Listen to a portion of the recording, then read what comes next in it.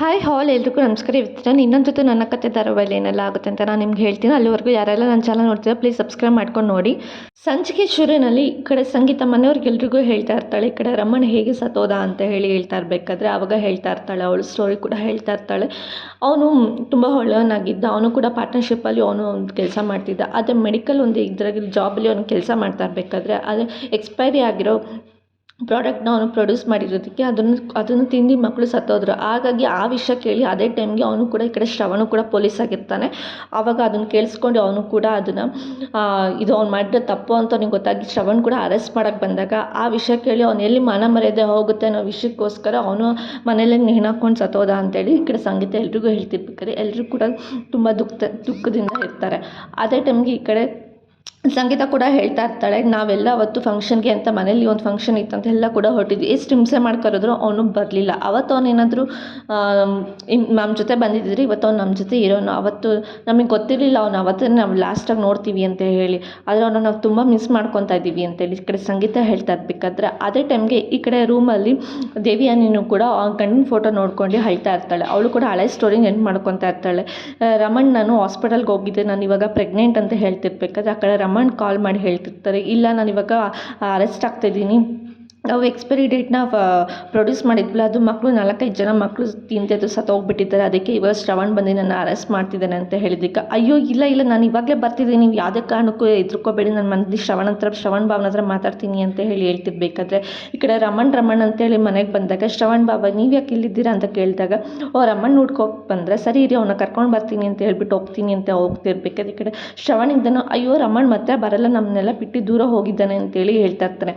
ದೂರ ಹಂಗಂದ್ರೆ ಏನು ಇಲ್ಲ ಅವ್ರು ರೂಮಲ್ಲೇ ಇರ್ತಾರೆ ಅಂತ ಹೇಳ್ತಿರ್ಬೇಕಾದ್ರೆ ಇಲ್ಲ ಅವನು ಆತ್ಮಹತ್ಯೆ ಮಾಡ್ಕೊಂಡಿದ್ದಾನೆ ಅಂತ ಹೇಳ್ತಾ ಇರ್ತಾಳೆ. ಅದನ್ನು ಕೇಳಿಸ್ಕೊಂಡು ಈ ಕಡೆ ದೇವಿಯಾನಿಗೂ ತುಂಬ ಶಾಕ್ ಆಗುತ್ತೆ. ಏನು ಹೇಳ್ತಿದ್ದೀರಾ ಬಾಬಾ ಅಂತ ಹೇಳಿದಾಗ ಹೌದು ಅವ್ನು ಈ ಥರ ಮಾಡಿದ ಕೆಲಸಕ್ಕೆ ನಾನು ಅರೆಸ್ಟ್ ಮಾಡಬೇಕಂತ ಅಂದ್ಕೊಂಡೆ, ಅದಕ್ಕೆ ಅವ್ನಿಗೆ ಭಯದಿಂದ ಅವನಿಗೆ ಏನು ಮಾಡಬೇಕಂತ ಗೊತ್ತಾಗ್ದೇನೆ ರೂಮಲ್ಲಿ ನೇಣಾಕೊಂಡಿದ್ದಾನೆ ಅಂತ ಹೇಳ್ತಿರ್ತಾರೆ.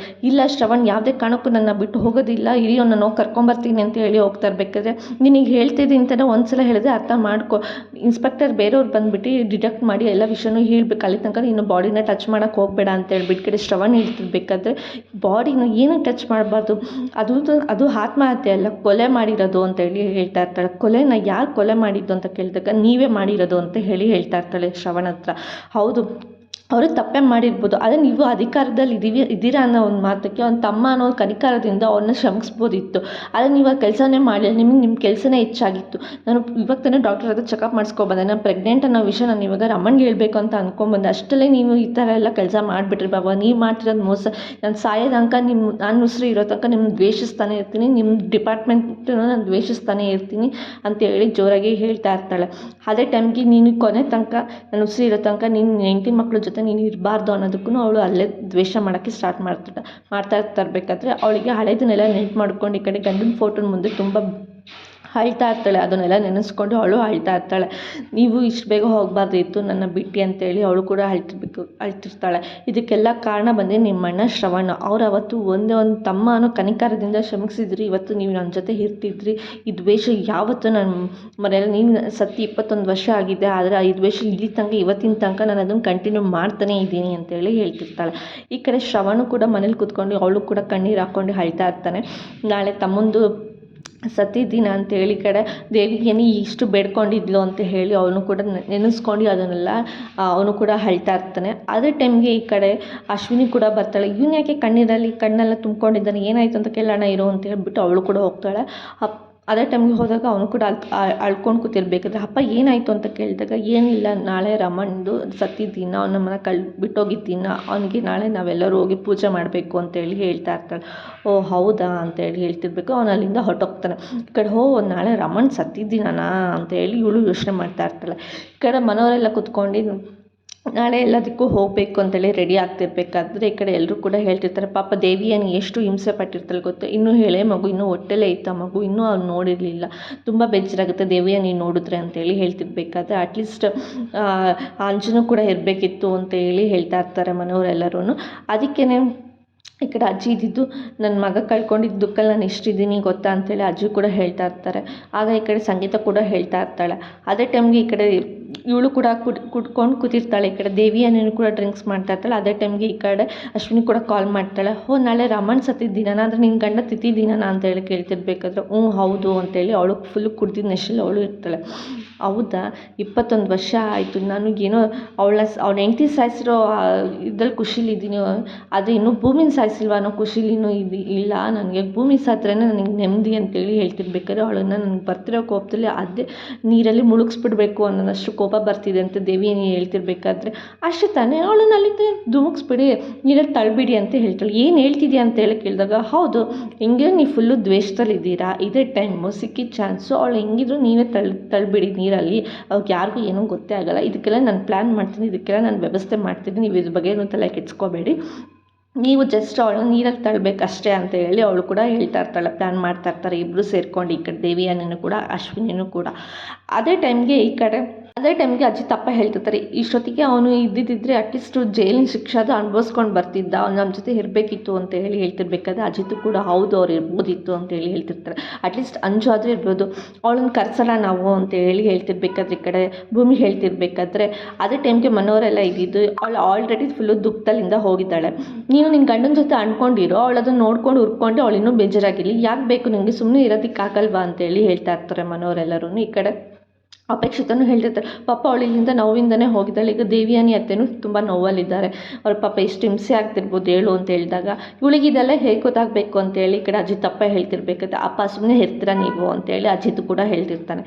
ಎಷ್ಟು 21 ವರ್ಷದಿಂದ ದ್ವೇಷದಲ್ಲಿದ್ದೀನಿ, ಅದು ಯಾವುದೇ ಕಾರಣಕ್ಕೂ ನಾಳೆ ನಾನು ಇದನ್ನು ಮಿಸ್ ಮಾಡ್ಕೊಳ್ಳೇಬಾರ್ದು, ನಾನು ಭೂಮಿನ ನೀರಲ್ಲಿ ಹಾಕಿ ಮುಳುಗಿಸ್ಬಿಡ್ಬೇಕು, ಅವಳನ್ನ ತಳ್ಳಿದ್ರೇ ನನಗೆ ನೆಮ್ಮದಿ, ಹೇಗಿದ್ರು ಗಾಯತ್ರಿ ನಾನು ಮುಗಿಸಿದ್ದೀನಿ, ಆಲ್ರೆಡಿ ಅರ್ಧ ಟಾರ್ಗೆಟ್ ನಾನು ಮುಗ್ದೋಗ್ಬಿಟ್ಟಿದೆ, ಇದು ನೀನಿದ್ದ ಅರ್ಧ ಟಾರ್ಗೆಟ್ ಆ ಭೂಮಿ ಮುಳುಗಿಸ್ಬಿಟ್ಟೆ ಶ್ರವಣ್ ಸಂಸಾರ ಫುಲ್ ಸರ್ವನಾಶ ಆಗೋಗ್ಬಿಡುತ್ತೆ, ಅವನಿಗೇನು ಯಾರ ಜೊತೆಲೂ ಇರಲ್ಲ, ಇದು ನನಗೆ ಖಂಡಿತವಾಗ್ಲೂ ಈ ಕೆಲಸ ನಾನು ಮಾಡಲೇಬೇಕು, ಈ ಚಾನ್ಸ್ ಬಿಟ್ಟರೆ ಇನ್ಯಾವುದೂ ನನಗೆ ಸಿಗಲ್ಲ, ಯಾವುದೇ ಕಾರಣಕ್ಕೂ ಈ ಚಾನ್ಸ್ನ ಮಿಸ್ ಮಾಡ್ಕೊಳ್ಳೇಬಾರ್ದು, ಆಗ ಶ್ರವಣ್ ವಂಶ ನಿರ್ವಂಶ ಆಗುತ್ತೆ, ಅದೇ ನೋಡೋಕೆ ನಂಗೆ ಖುಷಿ ಅಂತ ಹೇಳಿ ಈ ಕಡೆ ಅವಳು ಕೂಡ ತುಂಬ ನೆನೆಸ್ಕೊಂಡು ಖುಷಿ ಪಡ್ತಾ ಇರಬೇಕಾದ್ರೆ ಅದೇ ಟೈಮ್ಗೆ ಈ ಕಡೆ ಭೂಮಿ ಕೂಡ ರೂಮಲ್ಲಿ ಕೂತ್ಕೊಂಡು ಯೋಚನೆ ಮಾಡ್ತಿರ್ತಾಳೆ, ಪಾಪ ದೇವಿಯಾನಿ ಅಮ್ಮ ಅಂತೇಳಿ. ಅವಳು ಕೂಡ ಈ ವರ್ಷ ಮುಗಿಯೋಷ್ಟರಲ್ಲಿ ನಮ್ಮ ಅಪ್ಪನ ಕಾರ್ಯ ನಾನು ಮಾಡಲೇಬೇಕು, ಅಷ್ಟರಲ್ಲಿ ನಮ್ಮ ಅಮ್ಮನ ನಾನು ಹೇಗಾದರೂ ಮಾಡಿ ಬರಬೇಕು ಅಂತೇಳಿ ದೇವ್ರ ಹತ್ರ ಅವಳು ಕೂಡ ಬೇಡ್ಕೊತಾ ಇರಬೇಕಾದ್ರೆ ಈ ಕಡೆ ಅಜಿತ್ ಕೂಡ ಬಂದಾಗ ಸಡನ್ನಾಗಿ ಅವ್ನು ಟವಲ್ ಬಿದ್ದೋಗ್ಬಿಡುತ್ತೆ. ಇಬ್ಬರು ಎತ್ಕೊಳಕ್ಕೆ ಹೋದಾಗ ನಿನಗೇನು ತಲೆ ಕೆಟ್ಟಿದ್ದೆ, ನನ್ನ ಟವಲ್ ನಾನು ಎತ್ಕೊತೀನಿ, ನೀನೇನು ಮಧ್ಯದಲ್ಲಿ ಅಂತ ಅಂದಾಗ ನೀನು ಹೆಲ್ಪ್ ಮಾಡೋಕ್ಕೆ ಬಂದೆ, ನೀನು ಹೆಲ್ಪ್ ನನಗೆ ಬೇಕೇ ಬೇಕಿಲ್ಲ ಅಪ್ಪ ದೇವ್ರೆ, ನಾನು ಫಸ್ಟು ನಿನ್ನ ಹತ್ರ ಇರೋ ಬದಲು ನಾನೊಂದು ಮೆಡಿಟೇಷನ್ಸು ಅಥವಾ ಯೋಗ ಅಥವಾ ಏನೋ ಒಂದು ಕೆಲಸ ಮಾಡ್ತಾ ಇರಬೇಕು, ನನ್ನ ಕೈಲಂತೂ ಇರೋದಕ್ಕಾಗಲ್ಲ ಅಂತ, ಏನಕ್ಕೆ ಕೆಲಸ ಎಲ್ಲ ಮಾಡಬೇಕು ನೀವು ಅಂತ ಕೇಳ್ತಾ ಇರ್ತಾಳೆ. ನೀನು ಕಟ್ಕೊಂಡಿದ್ದೀನಲ್ಲ, ನೀನು ಕಟ್ಕೊಂಡಿದ್ದ ತಪ್ಪಿಗೆ ನಿನ್ನ ಜೊತೆ ಈ ಸಂಸಾರ ಮಾಡಬೇಕಲ್ಲ, ಈ ಮನೇಲಿ ಹೇಗಬೇಕಲ್ಲ, ಅದಕ್ಕಾದ್ರೂ ನೆಮ್ಮದಿಯಿಂದ ಮೆಡಿಟೇಷನ್ ಮಾಡಿ ಸ್ವಲ್ಪ ಪೀಸ್ ಆಗಿರಬೇಕು ನನ್ನ ಮೈಂಡು ಅಂತೇಳಿ ಹೇಳ್ತಿರ್ತಾರೆ. ಇದೆಲ್ಲ ಮಾಡೋದು ಗೊತ್ತಾ ನಿಮಗೆ, ನೀನು ಕಟ್ಕೊಂಡ್ಮೇಲಿಂದ ಇದೆಲ್ಲ ಮಾಡಲೇಬೇಕು, ನನ್ನ ಕೈಲಂತೂ ಇರೋದಕ್ಕಾಗಲ್ಲ ಅಂತೇಳಿ ಹೇಳ್ತಾ ಇರ್ತಾರೆ.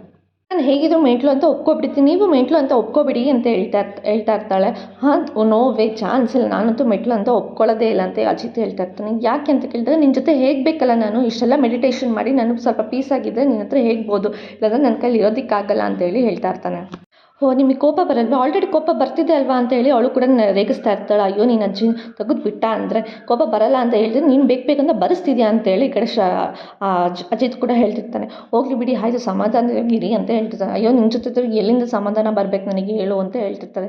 ಹೌದು ನೀವು ಇಂತಕ್ಕೆ ನಂಗೆ ಸ್ಟೇಷನಲ್ಲಿ ಮುತ್ತು ಕೊಟ್ಟರೆ ಹೇಳಿ ಅಂತ ಹೇಳ್ತಿರ್ಬೇಕಾದ್ರೆ ಅಯ್ಯೋ ನಾನೆಲ್ಲಿ ಮುತ್ತು ಕೊಟ್ಟೆ, ಸತ್ಯನ ಮುತ್ತು ಕೊಡೋ ಥರ ಮಾಡಿಸಿದ್ದು ಅಂತ ಹೇಳ್ತಾರೆ. ಅವ್ರು ಮಾಡ್ತಾರೆ ಅಂತ ಹೇಳ್ಬಿಟ್ಟು ನೀವು ಮಾಡ್ತೀರಾ, ಅದನ್ನು ನೋಡಿ ನನಗೆ ಲಕ್ಷ್ಮಕ್ಕ ಕರ್ಕೊಂಬಂದು ಇಷ್ಟು ಬಾಯಿ ಬಂದು ನಂಗೆ ಬೈದ್ರು ಗೊತ್ತಾ ಅಂತೇಳಿ ಹೇಳ್ತಾ ಇರ್ತಾಳೆ. ಅವ್ರು ಯಾಕೆ ಬೈದ್ರು ನಿನಗೆ ಅಂತ ಕೇಳಿದಾಗ ಏನಿಲ್ಲ, ಹೆಂಗೋ ಒಂದು ವರ್ಷ ಬಿಟ್ಟೋಗೋ ಸಂಬಂಧಕ್ಕೆ ಇದೆಲ್ಲ ಬೇಕಾ ನಿಮಗೆ, ತುಂಬ ಆಡ್ತಿದ್ದೀರಾ ಅಂತೇಳಿ ಹೇಳಿದ್ರು ಅಂತ ಅಂದಾಗ ಅದೇನೋ ನಿಜ ಬಿಡು, ಸರಿ ಬಿಡು ಆಯಿತು ಅಂತೇಳಿ ಹೇಳ್ತಾ ಇರ್ತಾನೆ ಅವನು ಕೂಡ. ಸರಿ ನಾನು ಹೋಗ್ತೀನಿ ಈಗ ವಾಶ್ರೂಮ್ಗೆ ಅಂತ ಹೇಳಿ ಹೋಗ್ತಾ ಇರ್ತಾನೆ. ಅಲ್ಲ ನಾಳೆ ಹೆಂಗಿದ್ರು ರೆಡಿ ಆಗಬೇಕು ಮಲ್ಕೋ ಅಂತ ಹೇಳ್ತೀನಿ, ನೀವು ಯಾಕೆ ವಾಶ್ರೂಮ್ಗೆ ಹೋಗ್ತಿದ್ದೀರಾ ಅಂತ ಕೇಳಿದಾಗ ಅಲ್ಲೋಗ್ಬಿಟ್ಟು ಮೆಡಿಟೇಷನ್ ಮಾಡೋಣ ಅಂತೇಳಿ. ದೊಡ್ಡ ಮೆಂಟ್ಲು ಸವಾಸ ಯಾಕಾದರೂ ಬಂದ ಇಲ್ಲಿಗೆ ಅಂತೇಳಿ ಈ ಕಡೆ ಭೂಮಿ ಕೂಡ ಹೇಳ್ತಾ ಇರ್ತಾಳೆ. ಎಲ್ಲರೂ ರೆಡಿ ಆದ್ರೆ ಗಾಡಿಗೆಲ್ಲ ಇಡಬೇಕಾಗಿ ಸಾಮಾನೆಲ್ಲ ಇಟ್ಟ ಅಂತೇಳಿ ಈ ಕಡೆ ಅಜ್ಜಿ ಕೇಳ್ತಾ ಇರಬೇಕಾದ್ರೆ ಹ್ಞೂ ಎಲ್ಲ ಇಟ್ವಿ ಅಂತೇಳಿ ಈ ಕಡೆ ಎಲ್ಲರೂ ಕೂಡ ಹೇಳ್ತಾ ಇರ್ತಾರೆ. ದೇವಿಯಾನಿ ಒಬ್ಬಳು ಬರಬೇಕು ಅಂತ ಹೇಳಿದಾಗ ಸರಿ ಅತ್ತೆ ನಾನು ದೇವಿಯಾನಿ ಅತ್ತೆ ನೆನ್ನೆಯಿಂದ ಮಾತಾಡಿ ನಾನು ದೇವಿಯಾನಿ ಅತ್ತೆ ಹತ್ರ ಹೋಗ್ಬಿಟ್ಟು ನಾನು ಕರ್ಕೊಂಬರ್ತೀನಿ ಅಂತ ಭೂಮಿ ಕೂಡ ಹೊರಟಾಗ ಈ ಕಡೆ ದೇವಿಯಾನಿ ರೂಮಲ್ಲಿ ಕೂತ್ಕೊಂಡು ಅವ್ರ ಹಸ್ಬೆಂಡು ಫೋಟೋ ಇಟ್ಕೊಂಡು ನೋಡ್ತಾ ಇರ್ತಾಳೆ.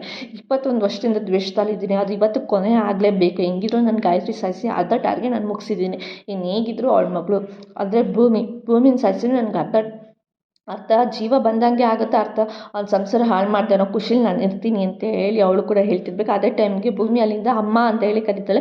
ಅದನ್ನು ಕೇಳಿಸ್ಕೊಂಡು ಈ ಕಡೆ ದೇವಿಯಾನಿಗೆ ತುಂಬ ಶಾಕ್ ಆಗುತ್ತೆ. ಏನು ಭೂಮಿ ಬಂದುಬಿಟ್ಲಾ, ಯಾರಿದ್ದು ಅಂತ ಹೇಳಿ ತಿರುಗಿ ನೋಡಿದಾಗ ಅಲ್ಲಿ ನೋಡಿದ್ರೆ ಭೂಮಿ ಆಗಿರ್ತಾಳೆ. ಅಯ್ಯೋ ಅವಳಿಗೆಲ್ಲ ವಿಷಯ ಗೊತ್ತಾಯ್ತಾ ಏನು ಅನ್ನೋದು ಟೆನ್ಷನ್ ಅವಳಿರ್ತಾಳೆ.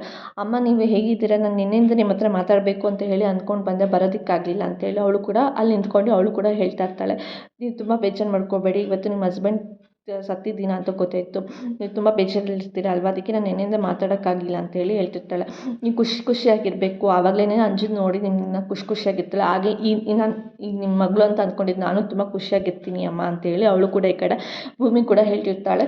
ಇದ್ರ ಬಗ್ಗೆ ಎಲ್ಲ ತಲೆ ಕೆಡಿಸ್ಕೋಬೇಡಿ, ಆಗಿದ್ದಾಯಿತು ಬಿಟ್ಬಿಡಿ ಅಂತೇಳಿ ಹೇಳ್ತಿರ್ಬೇಕಾದ್ರೆ ನಿಜವಾಗ್ಲೂ ನಿನ್ನ ಮಗಳು ಥರನೇ ಅಮ್ಮ ಅಂತೇಳಿ ಅವಳು ಕೂಡ ನಾಟಕ ಆಡ್ತಿರ್ತಾಳೆ. ಈ ಕಡೆ ದೇವಿಯಾನಿನೂ ಕೂಡ ಅವಳ ತಪ್ಪಿಕೊಂಡು ಇವತ್ತಿನ ಸಂಚಿಕೆಗೆ ಮುಗ್ತಾಯಿತ್ತು. ನಾಳಿನ ಸಂಚಿಕೆಯಲ್ಲಿ ಏನಾಯಿತು ಅಂತ ಹೇಳ್ತೀವಿ. ಅಲ್ಲಿವರೆಗೂ take care, bye bye, thanks for watching.